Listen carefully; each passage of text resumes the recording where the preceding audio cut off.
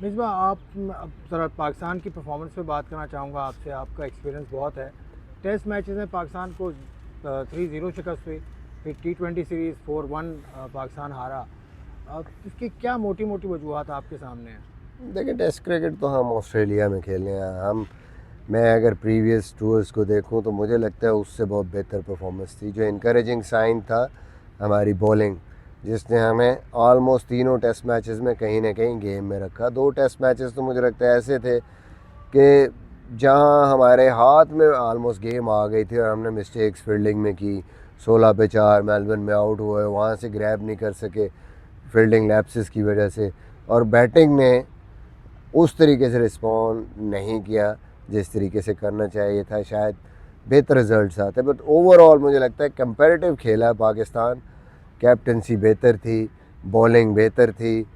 ہم نے چانسز اپنے لیے کریٹ کیے 2 ٹیسٹ میچز میں، لیکن وہ جس کو کہتے ہیں نا کہ کمبائنڈ ایفرٹ جیتنے کے لیے رائٹ مومنٹس جب آتے ہیں، جب میچ کو گریب کرنا ہوتا ہے، وہاں سے ہم ان کو گریب نہیں کر سکے، جس کی وجہ سے رزلٹ 3-0 ہمیں نظر آ رہا ہے، جو بہت برا نظر آ رہا ہے. بٹ اوور آل اگر دیکھیں تو ہم کمپیریٹیو تھے 2 ٹیسٹ میچز میں. تو آلموسٹ اینڈ تک سچویشن ایسی تھی گیم کی کہ کسی کی طرف جا سکتا تھا ٹیسٹ میچ. ہاں T20 سیریز تھوڑا سا ڈسپوائنٹنگ ہے پاکستان کے لیے، اسپیشلی ہماری بولنگ. یار ہم آخری میچ میں 138 ڈیفینڈ کر رہے ہیں، لیکن اس سے پہلے ہم کنٹینیوسلی 200 رنز کرا رہے ہیں. تو وہ ایک ورینگ سائن ہے ہمارے لیے. ایک ہم اس کی وجہ کہہ سکتے ہیں کہ ٹھیک ہے ہم ڈفرینٹ کمبینیشنز دیکھ رہے تھے، لڑکوں کو ہم نے چانسز دیے، ایک پازیٹیو سائن، چلو ٹھیک ہے. بٹ اسٹل آئی تھنک کہ ہماری بولنگ پرفارمنس ہمیں بہت امپروو کرنے کی ضرورت ہے. وہ کرکٹ بورڈ کا سیٹ اپ چینج ہوا تھا آخری T20 سے پہلے، تو وہ تو آپ کو نہیں سمجھ لگتا کہ وہ وجہ ہو سکتی ہے؟ I don't think so. اس وقت تک تو آلموسٹ آپ کا ٹور تو نکل گیا تھا. بٹ آئی تھنک یہ چیزیں اب اس کو سوچنا چاہیے جو بھی ہیں کہ آپ کے پریویس 6-7 مہینے میں جتنی چینجز آئی ہیں بورڈ میں، آپ کی ٹیم مینجمنٹ میں، وہ اوبویسلی جو آپ کی ایک اسٹیبلٹی ہے اس کو ہمیشہ جو ہے نقصان پہنچاتا ہے. اور اب پھر چینجز آ رہی ہیں، تو میرے خیال میں ہمیں سیریسلی ان چیزوں کے بارے میں سوچنا پڑے گا کہ وائی دنیا میں کہیں ایسا نہیں ہوتا کہ 4 چیئرمین چینج ہو جائیں، سپورٹ سٹاف چینج ہو جائے 6 مہینے میں، اتنی زیادہ چینجز، جبکہ آپ کے 2 ورلڈ کپس ہیں اس سال میں. تو آئی تھنک جو بھی لوگ ان پاور ہیں ان کو اس کے بارے میں سیریسلی سوچنا پڑے. اور آپ اپنے بارے میں کچھ سوچتے ہیں کہ اگر آپ کو موقع ملے تو آپ کس پوسٹ پر اپنے آپ کو موزوں سمجھتے ہیں؟ میں ابھی بالکل نہیں سوچ رہا. مجھے اس بورڈ نے کہا تھا سارا کچھ، بٹ آئی تھنک کہ I wasn't ready for that. میری آلریڈی کمٹمنٹس جو تھیں میں تھوڑا اس کی طرف تھا، کیونکہ دیکھیں وجہ پھر وہی ہے، انسیکیورٹیز ہیں. یو ڈونٹ نو جب تک آپ کسی بھی رول میں آ کے آپ کو یہ نہیں پتہ ہوگا کہ میں نے کتنا کام کرنا ہے، کب تک ہوں، آپ کچھ کر ہی نہیں سکتے، پلان نہیں کر سکتے. ایڈ ہاک اور روز کی بیسس پہ مجھے نہیں لگتا کہ آپ کو بہت زیادہ چینج لا سکتے ہیں کسی بھی چیز. اچھا، اب SPL ایک ٹورنامنٹ ہو رہا ہے، اس میں بھی آپ ایک ٹیم کے ساتھ ہیں. یہ ٹرانزیشن کس طرح کا ہوگا؟ ایک 4 ڈے کرکٹ سے آپ اچانک T20 میں چلے جائیں گے، آپ کے لڑکے بھی جائیں گے؟ دیکھیں this is how professional cricket is. Pakistan team test matches 3 کھیل کے گیا، اس کے بعد T20 سیریز فوراً کھیلنی ہے ایک ہفتے میں آپ نے. تو دس از ہاؤ اٹ از. اب ساری کرکٹ ایسی ہی ہو رہی ہے.